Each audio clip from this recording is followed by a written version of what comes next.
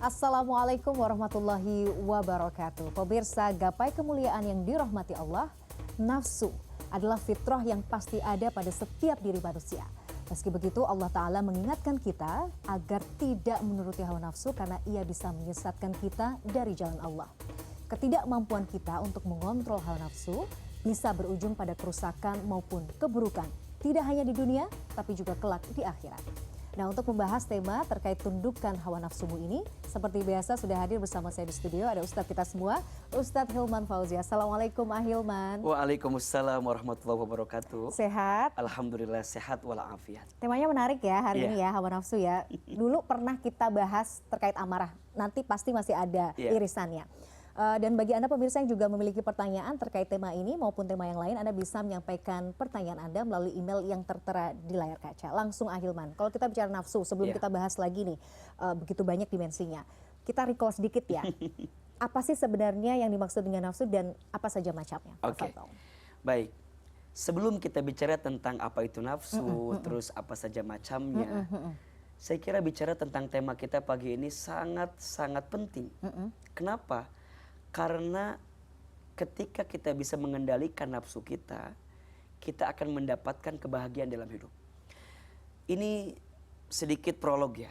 Saya teringat dengan nasihat Imam Al-Ghazali tentang hidup. Ketika kita bisa memahami ini, maka kita akan mendapatkan kebahagiaan yang paling jauh dalam hidup kita. Apa itu? Masa lalu. Yang paling dekat dalam hidup kita, kematian. Yang paling berat dalam hidup kita adalah menjaga amanah. Yang sering dianggap ringan, meninggalkan sholat. Yang paling tajam, lisan. Dan yang paling besar, hawa nafsu. Yang paling besar hawa nafsu.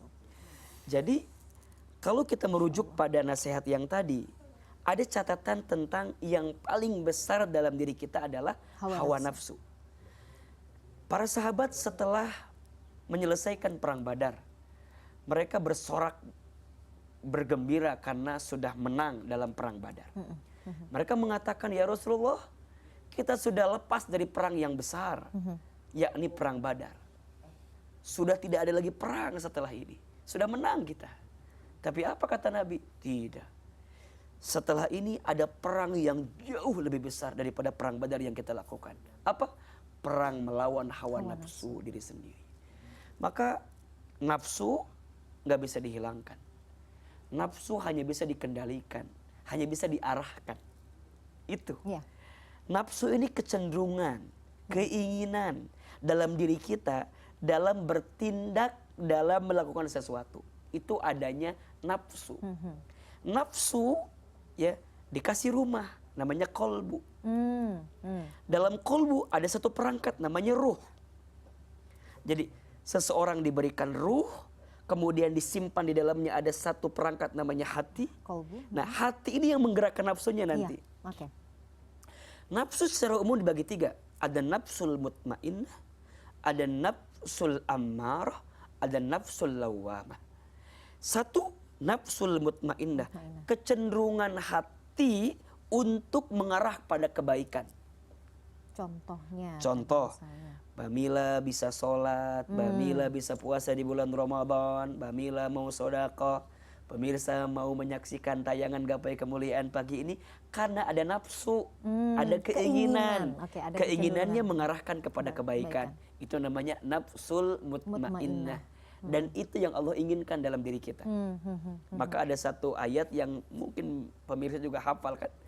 Ya ayyatuhan nafsul mutmainnah irji'i ila rabbiki radiyatan mardiyah fadkhuli fi ibadi wadkhuli jannati. Kan gitu. Nafsul mutmainnah akan mengantarkan kamu ridha dengan ketentuan Allah. Kamu ridho dengan ketentuan Allah, maka kamu akan ikuti semua perintah Allah, tinggalkan larangan Allah. Maka nanti ujungnya Allah akan berikan surga kepada dirimu. Karena berangkat dari nafsul mutmainnah. Kalau hatinya namanya qalbun salim. Hati yang bersih. Nah, ada nafsul ammarah, kecenderungan mengarah pada keburukan. Makanya amarah. Makanya Marah. amarah, bawaannya tuh ada amarah yang nggak bisa dikendalikan. Misal mohon maaf, ada tontonan yang tidak baik, ya, itu diarahkan oleh nafsunya, gitu. Sehingga dia melihat yang tidak baik. Ada kesempatan dia buat ngegosip, ngomongin orang, gitu. Maka diarahkan nanti nafsunya untuk ngomongin itu, ya. Nah itu nafsul amarah. Nanti ada yang ketiga nafsul lawamah, ya, nafsu yang kadang-kadang naik turun tergantung keadaannya. Tentu ketika engkau diberikan nafsu ini, engkau harus mengerahkan nafsumu pada semua yang baik-baik yang diinginkan oleh Allah Subhanahu wa taala. Jangan mengarahkan engkau pada setiap nafsu yang buruk. Mata ada nafsunya. Baca Quran pakai apa? Mata kan? Ya. Mata melihatnya. Ini kan nafsunya mutmainnah. Tapi ketika ada pandangan lain yang bisa mengarahkan dia dari bacaan yang baik, maka nafsunya nafsul ammarah. Nah, yang harus dijaga adalah nafsul ammarah ini. Bentengi. Bagaimana cara membentenginya? Nah, kita akan bahas hari ini kan begitu. Baik, jadi sebenarnya itu tadi ya, nafsu itu melekat pada diri kita sebagai fitrah, tinggal bagaimana kemudian kita mengendalikannya. Dan sebenarnya Islam pun sudah memiliki solusi kan? Betul. Cara mengendalikannya ya, Ahilman ya. Betul. Contohnya? Cara mengendalikan yang paling utama adalah kuwatul iman. Kuatkan iman kita kepada Allah. Sekarang, siapa orang beriman itu? Silakan pemirsa, dibuka versi Quran ya, surat Al-Anfal ayat 2 ya. Surat Al-Anfal surat ke-8 ayat 2. Di sini kita bisa melihat sesungguhnya siapa orang yang benar-benar beriman dalam pandangan Allah Subhanahu wa taala. A'udzubillahi minasyaitonirrajim. Perhatikan ya. Al-Anfal ayat 2. Innamal mu'minuna, sesungguhnya orang-orang beriman itu alladzina idza dzukirallahu wajilat qulubuhum, adalah orang-orang yang ketika disebutkan nama Allah bergetar hatinya. Apa ini maksud bergetar itu? Bukan bergetar goyang, bukan ya. Tapi hatinya terikat kepada Allah, terpaut dengan Allah. Dia hanya fokus untuk mengerjakan apa yang membuat Allah tuh suka gitu, senang gitu. Dan itu bisa dihasilkan ketika hati ini zikir kepada Allah, ingat kepada Allah. Maka orang yang senantiasa zikir ke Allah, hatinya akan tenang, kan begitu rumusnya. Ala bizikrillahi tatmainnul qulub. Jika hatinya sudah tenang, maka dia akan menjadikan semua aktivitasnya itu benar-benar terjaga dalam pandangan Allah Subhanahu wa taala. Maka nanti Bamila ada 4 sikap. 1 muraqabah. 2 musyahadah. 3 mujahadah. 4 muhasabah. Jadi kalau hati ini udah terikat nih ke Allah akan maka ada muncul 4 ini itu, tadi. 1 tadi apa? Muraqabah. Merasa diawasi oleh Allah. Dekat. Merasa ditatap, diawasi, dilihat. Maka dia akan hati-hati tuh. Kan kadang orang tuh berbuat maksiat karena gak dilihat sama orang katanya. Mumpung gak ada yang lihat. Mumpung lagi sendiri nih. Padahal Allah melihatnya. CCTV yang tiada pernah mati dan tiada pernah berhenti. Maka muraqabah, merasa diawasi oleh Allah. 2 musyahadah. Dia menyaksikan semua apa yang nampak dalam pandangannya. Ini ciptaan Allah. Maka saat dia mendapatkan apapun, menjadikan dia musyahadah, bersaksi. Ini semua diizinkan oleh Allah. Nanti yang ketiga, mujahadah. Dia serius dalam jalan Allah. Jadi dia nggak nanggung gitu. Kalau udah di jalan Allah, dia istiqomah di situ. Dipuji, dicaci, dihina, digoda, mujahadah. Nah, kemudian dia punya sikap apa? Muhasabah. Dia introspeksi diri. Terus menerus. Apa yang kurang ya? Apa yang belum baik ya? Nah, itu yang akan mengarahkan dia, hatinya zikir ke Allah, ingat ke Allah, maka nafsunya akan diarahkan pada yang baik-baik. 1. Yang kedua, wa idza tuliyat alaihim ayatuhu zadathum imana. Dan apabila dia membaca ayat-ayat Allah, bertambah imannya. Maka nanti apa kebiasaan dia? Baca Quran. Ayat itu ada 2 ya, ada ayat kauniyah, ada ayat kauliyah. Ayat kauliyah termaktub dalam Al-Quran, ayat kauniyah, semua fenomena yang Allah hadirkan. Jadi dia melihat dengan pandangan Allah gitu, apapun yang nampak dalam hidupnya. Dan itu menjadikan dia inginnya mengarah pada kecenderungan yang baik-baik saja. Wa ala rabbihim yatawakkalun, dan kepada Tuhannya lah dia bertawakal kepada Allah. Jadi kemampuan dia hanya sampai pada berusaha, dan dia ingin usahanya sesuai dengan apa yang Allah suka. Kadang gak sedikit kita itu ngejar apa yang kita suka, bukan apa yang Allah suka. Betul. Bener gak? Iya. Kita Kadang suka, malah mendikte Allah. iya, kita mikir gini, tapi kan Ustadz, saya maunya gini. Iya, kacamatamu melihat sesuatu relatif Dan tapi, terbatas. dan terbatas. Dan semua apa yang Allah berikan itu pasti yang terbaik. Maka jika ingin engkau diarahkan pada nafsul yang mutmainnah, quwwatul iman. Ya, kuatkan imanmu. Nah, sekarang bagaimana cara menguatkan iman? Udah makin yakin nih imannya, maka iman itu harus dibuktikan. Bagaimana bukti iman? Amal soleh. Nah, amal-amal apa saja yang bisa menahan hawa nafsu kita? Kita akan bahas di segmen kedua. Pemirsa jangan kemana-mana, Gapai Kemuliaan akan kembali setelah yang satu ini.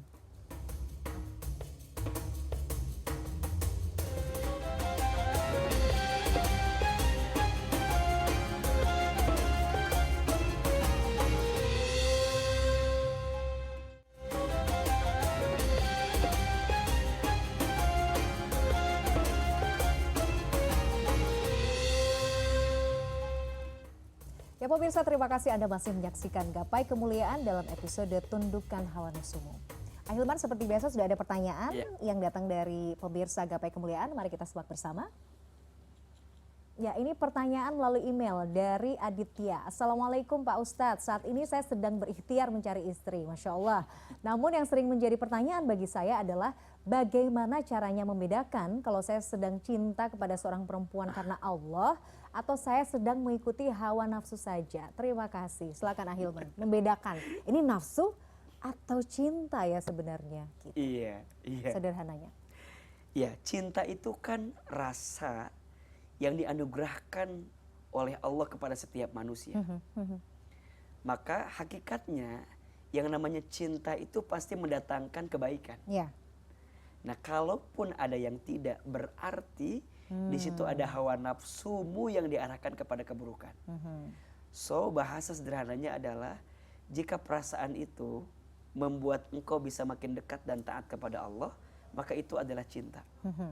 Dan jika dengan perasaan itu membuatmu malah jauh dari Allah, melanggar aturan Allah, maka boleh jadi itu adalah hawa nafsu.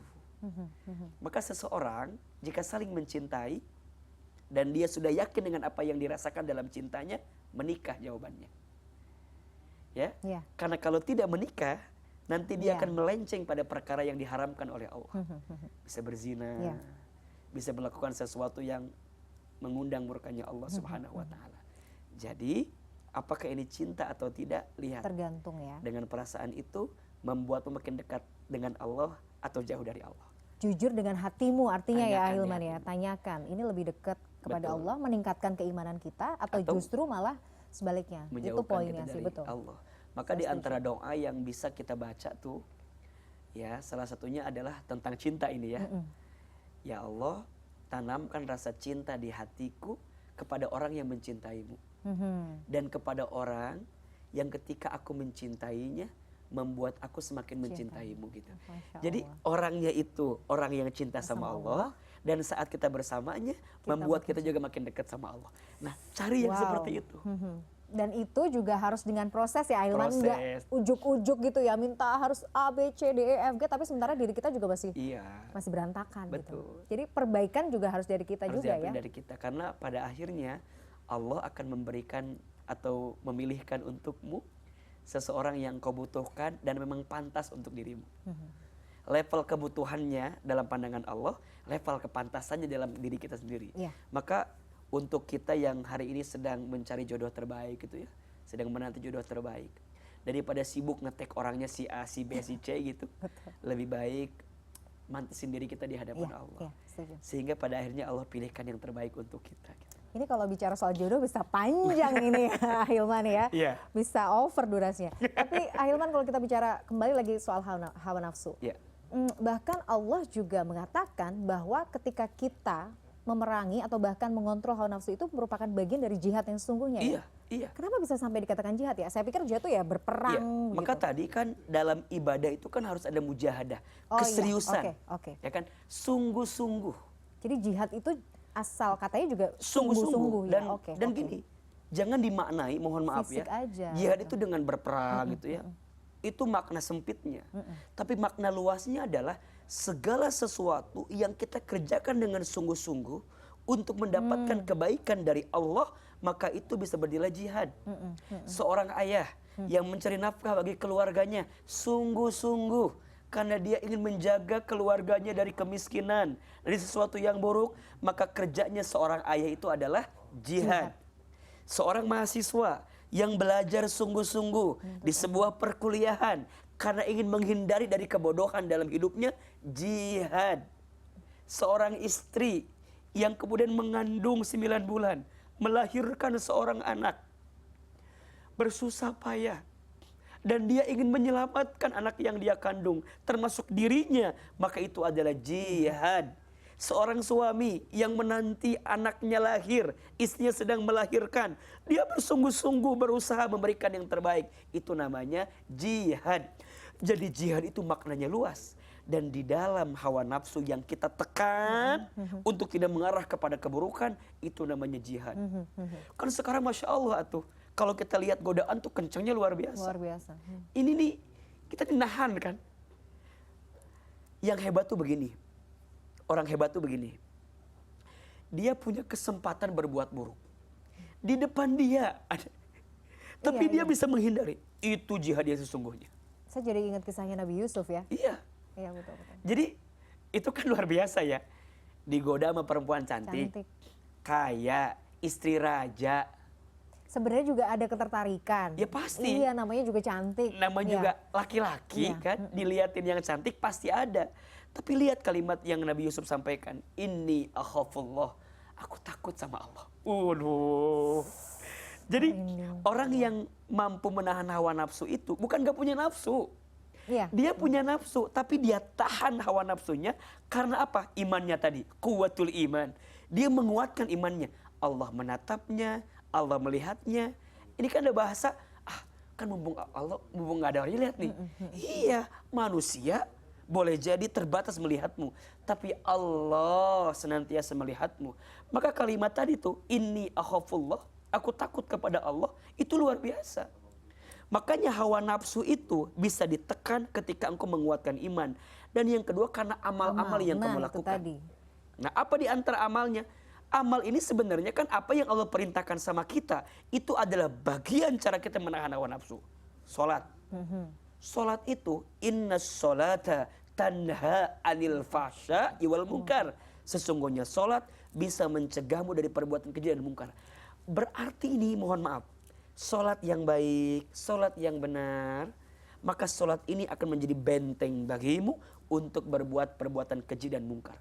Kalau sholat masih, tapi maksiat juga jalan, nah itu berarti gimana Ahilman? Jangan salahkan sholatnya, tapi salahkan dirimu yang belum maksimal dalam menghadirkan sholat itu. Mungkin waktunya tidak terjaga, mungkin bacaannya tidak terjaga, mungkin gerakannya tidak terjaga, atau mungkin value nilai yang kamu hadirkan di dalamnya tidak terjaga. Maka semuanya kudu belajar, belajar khusyuk dalam sholat, belajar awal waktu dalam sholat. Berat ya. Bukan hanya tepat waktu ya, tapi awal waktu ya. Apa bedanya awal sama tepat? Tepat waktu misalnya pas azan gitu, ini udah kayak ujian ya. Bukan. Gak gitu ya? Gak gitu. Ya? Oke. Nih, bedanya ya. Siap salah. Gimana? Kalau tepat waktu itu, contoh. Oh iya tahu masanya. Renggang waktunya masih masuk kategori sholat itu. Iya. Misal, tapi di akhir-akhir kan saya masih masuk sholat waktunya. Zuhur, azan jam 12 misal. Dia sholat jam 2, masih boleh nggak? Masih boleh. Masih tepat nggak? Masih tepat. Tapi tidak awal waktu. Kalau awal waktu, azan berkumandang kemudian dihadirkan sholat tersebut. Dan ingat, di antara amal yang dicintai oleh Allah salah satunya apa? As-sholatu fi awali waktiha. Sholat di awal waktunya. Izin ini agak melenceng dari bahasan kita. Tapi Ahilman, apa sih sebenarnya keutamaan kalau kita itu menjaga sholat di awal waktu itu? Bonusnya juga dahsyat ya. Masya Allah. Satu, kita akan belajar untuk makin deket dan taat sama Allah. Sekarang gini aja logikanya. Mbak Mila punya bos. Oh iya. Diajak meeting jam 2. Mbak Mila datang jam 3, apa yang terjadi? Marah lah. Boleh jadi udah marah. Hilang respect lah Oke. bosnya ya. Pasti. Tapi kalau jam 2 meeting, Mbak Mila setengah 2 udah prepare. Saya siapin semuanya. Kira-kira itu bos senang gak sama kita? Wah, luar biasa. Logikanya kira-kira begitu. Iya. Iya kan? Berarti mengajarkan apa? Makin taat kita sama Allah. Kalau kita makin taat, Allah makin sayang sama kita. Jadi banyak nilai-nilai yang bisa kita hadirkan. Dan ingat ya, ada bahasa ini dari guru saya. Boleh jadi rizkimu datang terlambat. Karena seringnya engkau melambatkan perintah Allah Subhanahu wa taala. Datang di akhir, coba cek bagaimana caramu taat kepada Allah.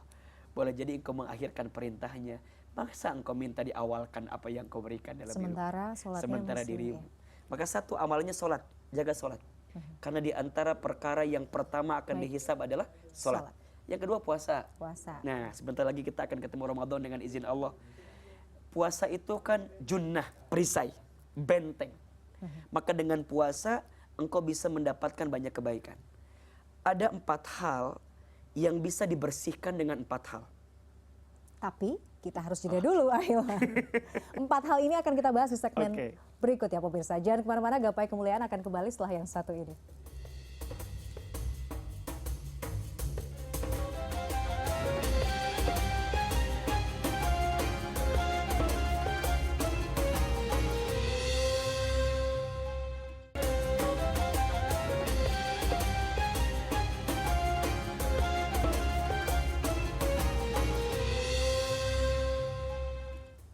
Pemirsa, terima kasih Anda masih menyaksikan Gapai Kemuliaan dalam episode Tundukkan Hawa Nafsumu. 4 yang tertunda tadi, Ahilman, silakan. Ini kan masih dalam rangka membicarakan bagaimana menahan hawa nafsu ya. Nah tadi kita sampaikan di antaranya puasa. Ya. Nah ternyata Masya Allah Mbak Mila, puasa itu juga selain tadi bisa menahan hawa nafsu, bisa membersihkan kita dari sesuatu. Ada 4 hal yang bisa dibersihkan dengan 4 hal. Yang pertama, tubuhmu dibersihkan dengan puasamu. Jadi puasa ini bisa membersihkan tubuh kita. Mendetoks. Jadi detox yang sangat baik untuk tubuh kita. Termasuk bukan hanya secara lahiriah ya, tapi batiniah juga sama. Orang ini kalau lagi puasa, diajak maksiat kadang-kadang mikir dulu. Mikir pasti. Iya enggak? Ana soim, lagi puasa. Gitu kan? Iya. Maka tanpa disadari itu jadi perisai, ya, jadi benteng untuk menahan hawa nafsu kita. Nah makanya ini sindiran mohon maaf ya. Kan puasa itu nahan nih, tapi kalau pas mau menjelang maghrib dia nggak bisa nahan perutnya. Nah itu gimana? Semua serba dibeli gitu kan. Lapar mata tuh, ya kan? Berarti hakikat nih dia kehilangan makna dari setiap puasa yang dia jalankan karena kok jadi malah rakus, kok jadi malah banyak begini sesuatu yang dia konsumsi. Bukankah puasa mengajarkan engkau menahan hawa nafsu, matamu, lisanmu, perutmu, tanganmu, dan semuanya. Yang kedua, dosamu dibersihkan dengan taubatmu. Maka orang yang senantiasa bertaubat itu Mbak Mila, dia akan menemukan titik kebaikan dalam hidupnya. Orang baik itu bukan orang yang tidak punya salah. Tapi orang baik itu adalah orang yang segera bertaubat dan memperbaiki diri dari setiap kesalahan yang dia lakukan. Maka hari ini kalau ada di antara kita yang merasa saya banyak dosanya, banyak salahnya, jangan pernah putus asa dengan ampunan Allah. Selama kita bertaubat sungguh-sungguh kepada Allah, maka Allah akan bersihkan setiap dosa-dosamu. Yang ketiga, hatimu dibersihkan dengan zikirmu. Maka zikir itu membersihkan hati. Orang yang jarang berzikir, kering hatinya. Dan yang membedakan antara orang hidup dengan orang mati apa? Zikirnya. Orang yang hidup tapi tidak berzikir, berarti dia mati sebenarnya. Maka yang bisa menghidupkanmu adalah apa? Zikir. Dan yang keempat, hartamu dibersihkan dengan infak sedekahmu. Maka itu kan rangkaian semua elemen bisa kita hadirkan. Manusia, tubuh dibersihkan. Ini kan tubuh nih banyak nafsunya nih. Betul. Bersihkan dengan puasa. Dosa tenggelam dalam kesalahan, bersih dengan taubat. Hati yang kering kerontang ini bersih dengan zikir. Dan kemudian harta yang boleh jadi selama ini nafsu betul kita dengan harta, maka dibersihkan dengan infak sedekahmu. Maka jadilah orang yang nafsunya diarahkan kepada kebaikan. Fa'alhamaha fujuraha wa taqwaha qad aflaha man zakkaha wa qad khaba man dassaha. Maka Allah ilhamkan kepadanya fujur dan takwa. Kadang nafsunya mengarah pada kebaikan, kadang kepada keburukan. Beruntunglah orang yang mensucikannya, merugilah orang yang mengotorinya. Maka arahkan nafsumu pada kebaikan, tahan nafsumu dari keburukan. Itu tadi ya ahilman, tahan. Tapi kan namanya manusia kadang suka belok, suka kadang nggak bisa nahan, apalagi kalau misalnya marah gitu ya ahilman ya. Begitu kita tahu kita nih salah nih, itu tadi ya balik lagi taubat ya. Taubat. Kemudian kuatkan iman, kuatkan amal soleh kita. Nah setelah itu ya ingat bahwa kita semua akan kembali kepada Allah. Yang paling hakikat dalam tubuh kita kan bukan fisik kita, tapi hati kita. Kita akan kembali dengan kualitas hati dalam hidup ini.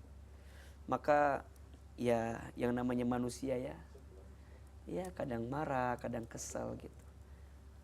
Maka cara mengendalikannya adalah kembalikan semuanya kepada Allah dan tekan hawa nafsumu. Orang yang paling kuat kata Nabi bukan orang yang pandai gulat. Tapi orang yang paling kuat adalah orang yang ketika dia punya nafsu, punya kesel, punya marah, tapi dia bisa mengendalikan amarahnya sehingga mengantarkan dia pada kebaikan dalam hidupnya. Dan latihannya seumur hidup ya ahilman. Dan latihannya seumur hidup. Maka wajar ya kalau pahalanya juga luar biasa. Barang siapa yang dia punya kemampuan untuk marah, untuk mengungkapkan kemarahannya, dia tuh mampu. Tapi dia mampu menahannya. Maka kelak ketika nanti hari kiamat, dia akan dipanggil oleh Allah, kemudian dipersilahkan untuk memilih bidadari terbaik dalam hidupnya. Masya Allah. Tinggal pilih. Karena berat kan. Kalau ringan pahalanya kan ya Kipas angin. Masya Allah, tagline ya ahilman. Ahilman, terima kasih atas ilmunya. Sama-sama. Pemirsa, tidak terasa kita sudah sampai di penghujung program Gapai Kemuliaan. Semoga apa yang tadi kita bahas bisa menjadi bekal kita untuk menjalani hidup dan juga menjadi hamba Allah yang jauh lebih baik lagi. Amin ya rabbal alamin. Saya Mladia Rahma dan juga Ustadz Hilman Fauzi undur diri. Insya Allah kita akan jumpa lagi pada Gapai Kemuliaan berikutnya. Wabillahi taufik wal hidayah. Wassalamualaikum warahmatullahi wabarakatuh. Waalaikumsalam.